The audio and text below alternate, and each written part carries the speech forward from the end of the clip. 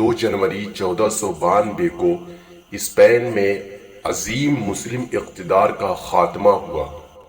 2 جنوری کا دن جب بھی آتا ہے مسلمانوں کے زخم ہرے کر دیتا ہے۔ یہ وہ دن تھا جب اسپین میں مسلم اقتدار کا سورج ہمیشہ کے لیے ڈوب گیا تھا اور ان کی آخری ریاست غرناطہ پر بھی عیسائیوں نے قبضہ کر لیا تھا۔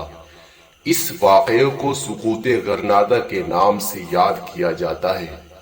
یہ تاریخ اسلام کا ایک انتہائی المناک باب ہے کہ مسلمان 800 سال کی حکمرانی کے بعد اسپین، جسے اندلس کے نام سے یاد کیا جاتا تھا، وہ نام بھی مٹ گیا۔ یورپ کے اس خطے پر مسلمانوں نے کم و بیش 700 سے 800 سال حکومت کی۔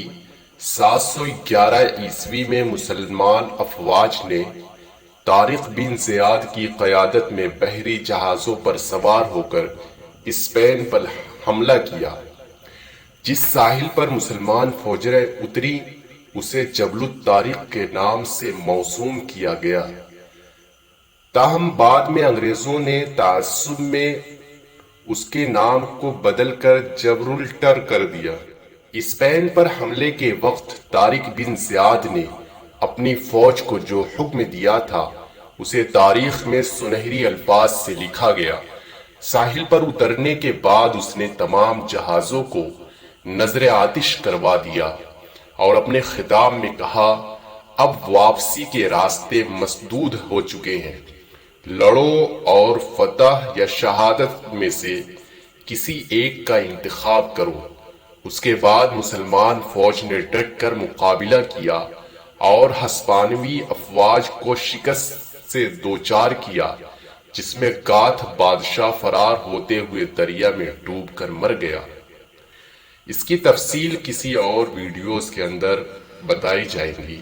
یوں اسلامی تاریخ ہی نہیں بلکہ پورے یورپ کی ترقی کا ایک نیا باب شروع ہوا۔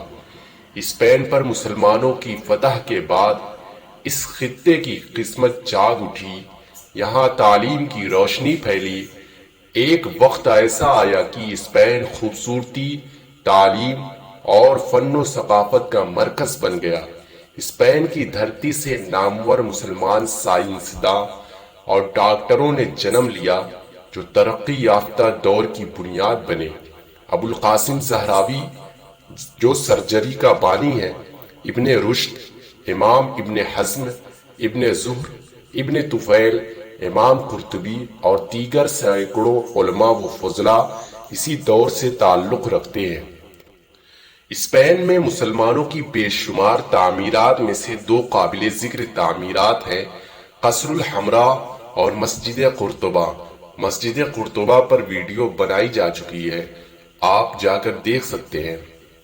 قصر الحمراء مسلمان خلفاء کی رہائش گاہ کے طور پر استعمال ہوتا تھا، جسے عیسائیوں نے فتح کے بعد عیسائی شاہی خاندان کی جائے رہائش بنا دیا تھا۔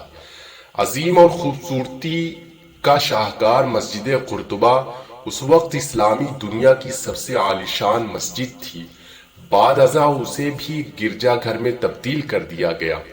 مسلمانوں کی علم دوستی کا اندازہ اس بات سے لگایا جا سکتا ہے کہ اسپین میں مسلمانوں کے زوال کے بعد 300 سال تک جرمنی، اٹلی اور فرانس کے شاہی درباروں میں مسلمانوں کی لکھی گئی کتابیں یورپی زبانوں میں ترجمے کر کے پڑھائی جاتی رہیں۔ اس کے باوجود اندلس میں کتب خانوں کے تہخانے مزید کتابوں سے بھرے پڑے تھے جنہیں ہاتھ نہ لگایا جا سکا۔ سقوط غرناطہ کے وقت اسپین میں غرناطہ کے آخری مسلم حکمراں ابو عبداللہ نے تاج قشتالہ اور تاج اراغون کے عیسائی حکمرانوں ملکہ ایزابیلا اور شاہ فرڈینند کے سامنے ہتھیار ڈال دیے، اور اس طرح اسپین میں صدیوں پر محیط عظیم مسلم اقتدار کا ہمیشہ کے لیے خاتمہ ہو گیا۔ ایسی ہی اسلامک تاریخ اور اس سے جڑی معلومات پانے کے لیے ہمارے چینل کو سبسکرائب کریں، لائک کریں اور شیئر کریں۔